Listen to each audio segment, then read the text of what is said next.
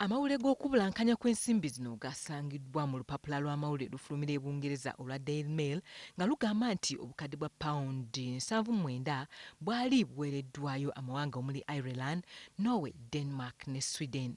Olupapula luno lulumiriza nti obukadde bwa pawundi 10 obalirirwamu obuwumbi bwa siringi za Uganda 40 bwayisibwa ku akawunti ya Ssaabaminisita Amama Mbabazi.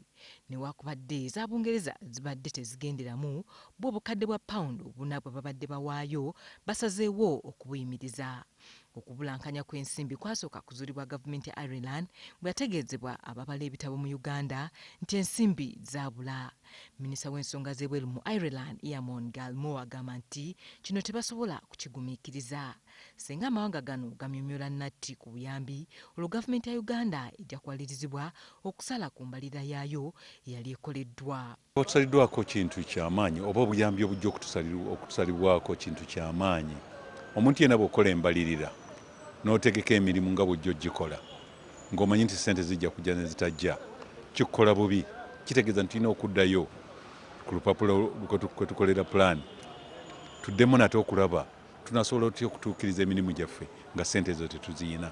Tom Azza okuva e Moyo agamba nti senga bino bissibwa mu nkola olwo ebitundu bibadde bigenda okuganyulwa mu buyambi bigenda kubeera mu kaseera kazibu. Harriet Namukasa, Joseph Sabiti, WPS TV, Kampala.